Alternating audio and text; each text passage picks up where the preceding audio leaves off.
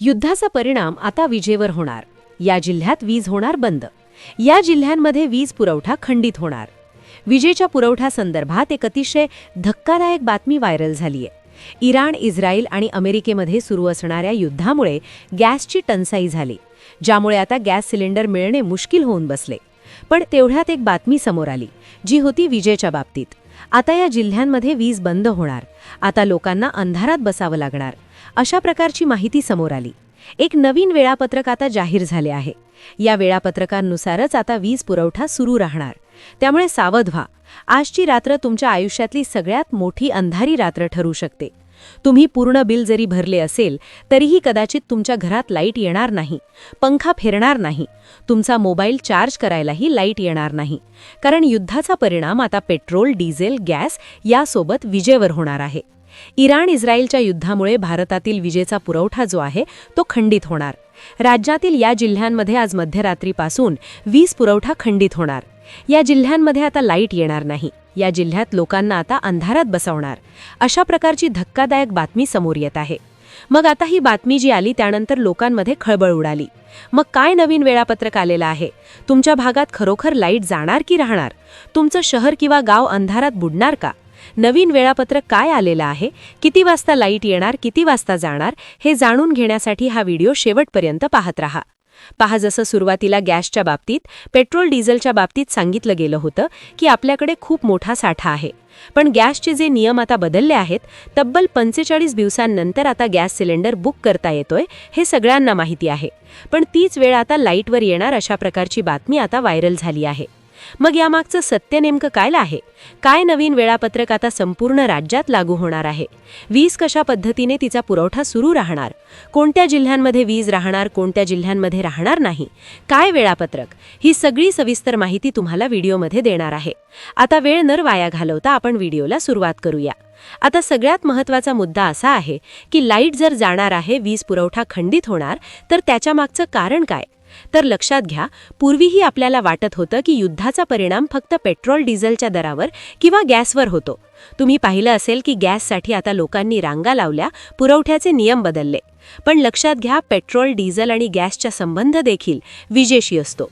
आणि त्यामुळेच आता नवीन वेळापत्रक जाहीर केल्याची बातमी समोर आली. आता लोकांना पुन्हा एकदा कंदील आणि मेणबत्त्या पेटवाव्या लागतील की काय, अशा प्रकारची चर्चा आता सुरू झाली. प्रचंड उकाड्यामध्ये की जिथे फॅन लावल्याशिवाय झोप येत नाही, अशा काळात फॅन लावण्यासाठीच वीज नसेल तर उकाड्यात कसं झोपायचं हा प्रश्न आता निर्माण होतोय.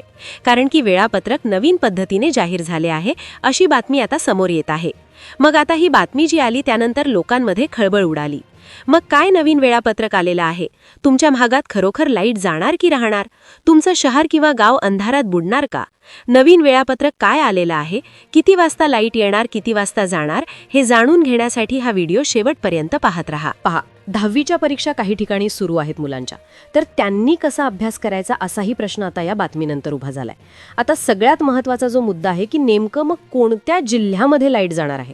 तुमच्या जिल्ह्याचं नाव त्या यादीत आहे का? नवीन वेळापत्रकानुसार तुमच्या भागामध्ये किती तास लाईट जाणार याची सविस्तर माहिती आपण पाहतोय.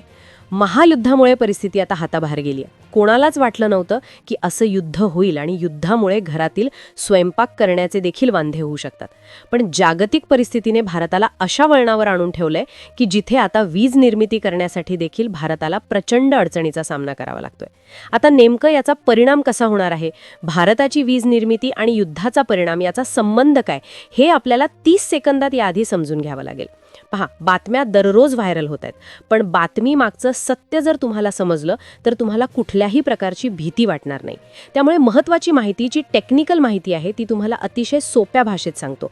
कारण की खरा मुद्दा काय आहे, खरंच विजेचा आणि युद्धाचा काय संबंध आहे, हे तुम्हाला 30 सेकंदात तुम्ही जर समजून घेतलं तर मग तुमच्या मनातले सगळे प्रश्न क्लिअर होतील. सगळ्यात आधी आपण विजेचा आणि युद्धाचा काय संबंध आहे ते एकदा समजून घेऊ आणि नंतर नवीन वेळापत्रक काय, कोणत्या जिल्ह्यामध्ये लाईट जाणार, तुमच्या जिल्ह्याचं नाव यादीत आहे का, नवीन वेळापत्रकानुसार कशा पद्धतीने विजेचा पुरवठा असणार ते आपण समजून घेऊया. आणि आता सगळ्यात आधी आपण समजून घेऊयात की भारतात नेमकं विजेची निर्मिती कशी होते. 30 सेकंदात सोप्या भाषेत समजून घ्या, जेणेकरून तुम्हाला लगेच समजेल की तुमच्या भागातली लाईट जाणार की राहणार.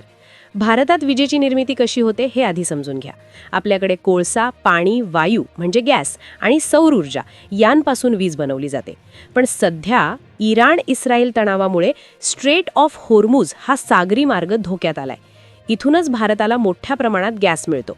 जेव्हा गॅसचा पुरवठा थांबतो तेव्हा गॅसवर आधारित वीज प्रकल्प जसे की कर्नाटकातील येळहंका प्लांट पूर्णपणे ठप्प होतात. जेव्हा एक मोठा प्लांट बंद पडतो तेव्हा त्याचा भार इतर राज्यांवर येतो आणि पर्यायाने ग्रीड फेल होण्याचा धोका निर्माण होतो. यामुळेच सरकारने आता इसेन्शियल कमॉडिटी ॲक्ट लागू केलाय. म्हणजे आता वीज निर्मितीसाठी लागणारा गॅस इतर उद्योगांकडे वळवला जाऊ शकतो. सर्वात जास्त भीती वाटतेय ती आपल्या मुलांच्या भविष्याची. सध्या बोर्डाच्या आणि स्पर्धा परीक्षांचा काळ आहे. रात्रीच्या वेळी अभ्यास करणाऱ्या मुलांचं काय होणार? मोबाईल चार्जिंग नसेल तर ऑनलाईन शिक्षण कसे मिळणार? राज्यातील अनेक जिल्ह्यातून अशा बातम्या येत आहेत की तिथे संध्याकाळी 7 ते 10 या वेळेत वीज गायब राहणार आहे. हे नवीन वेळापत्रक धक्कादायक आहे. ग्रामीण भागात तर परिस्थिती आणखीनच गंभीर होण्याची शक्यता आहे. शेतीचे पंप चालवण्यासाठी वीज नसेल तर पिकं जळून जातील आणि पिण्याच्या पाण्याचा प्रश्नही निर्माण होईल. तुम्ही पुणे, मुंबई, नाशिक की नागपूरमध्ये राहता की मराठवाडा, विदर्भातील जिल्ह्यांत? कोणत्या जिल्ह्यांसाठी सरकारने नवीन कडक नियमावली आणली आहे?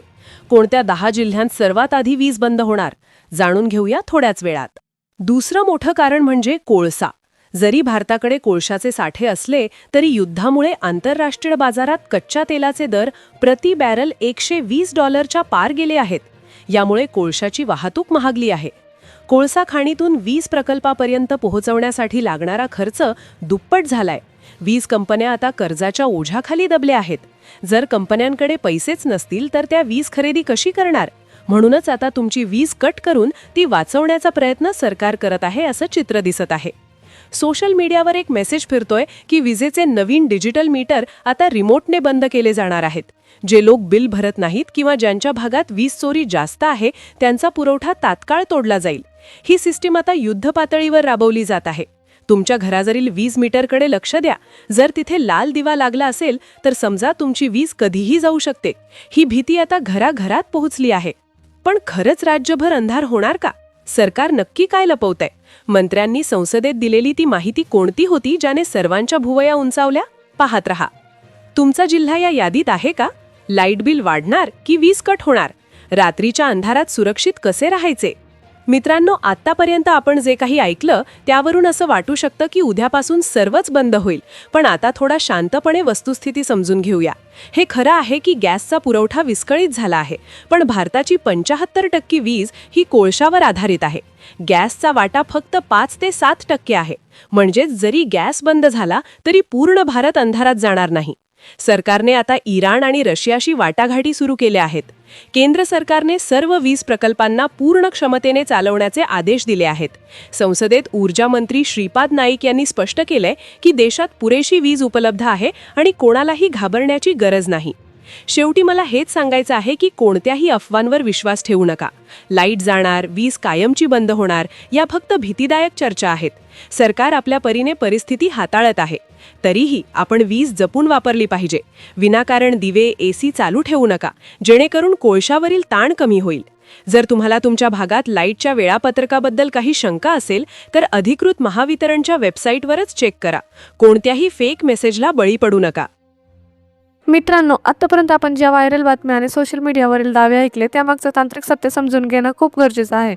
हो, हे खरं आहे की इराण-इस्रायल युद्धामुळे जागतिक स्तरावर इंधनाची दर आणि गॅस पुरवठ्यावर परिणाम होतो. पण याचा अर्थ असा मुळीच नाही की उद्यापासून संपूर्ण महाराष्ट्र अंधारात जाणार आहे. भारताची वीज निर्मिती ही मुख्यत्वे देशांतर्गत कोळशावर अवलंबून आहे, ज्यामुळे परदेशातील युद्धामुळे आपल्या घरची लाईट कायमची जाईल ही भीती मनात धरू नका. आता मुद्दा येतो व्हायरल वेळापत्रकाचा. अनेक व्हॉट्सअप ग्रुपवर जिल्ह्यांची नावे देऊन वीज कंपनीचे मेसेज फिरत आहे. महावितरण आणि राज्य सरकारने असं कोणतंही युद्धजन्य वीज कपात वेळापत्रक अधिकृतपणे जाहीर केलेलं नाही. अनेकदा उन्हाळ्यात लोड शेडिंग होतं, त्याला युद्धाशी जोडून अफवा पसरवल्या जातात. डिजिटल मीटरबद्दल जे सांगितलं जात आहे ते स्मार्ट मीटरिंगचा भाग आहे. त्याचा आणि युद्धाचा काहीही संबंध नाही. त्यामुळे तुमच्या मीटरवर लाल दिवा असला तरी घाबरू नका, तो तांत्रिक इंडिकेटर असू शकतो. आपल्याला काय करायचं आहे? सर्वात आधी अफवा पसरवणं थांबवा. जर तुमच्या भागात खरोखरच वीज कपात होत असेल तर कमेंटमध्ये तुमच्या जिल्ह्याचे नाव आणि किती लाईट जाते हे नक्की सांगा. जेणेकरून आपल्या प्रशासनापर्यंत हा आवाज पोहोचू शकू. तसेच सध्या उन्हाळा असल्याने विजेची मागणी वाढली आहे, त्यामुळे युद्ध नसून वाढता उकाडा हे वीज जाण्याचं मुख्य कारण असू शकतो. आपण सर्वांनी वीज जपून वापरली पाहिजे, तर लोड शेडिंगची वेळ येणार नाही. शेवटी इतकंच सांगेन, सतर्क राहा पण घाबरू नका. अधिकृत माहितीसाठी महावितरण वेबसाईटवर विश्वास ठेवा. हा व्हिडिओ जास्तीत जास्त शेअर करा, जेणेकरून लोकांच्या मनातील भीती दूर होईल. चॅनलला सबस्क्राईब करायला विसरू नका. धन्यवाद.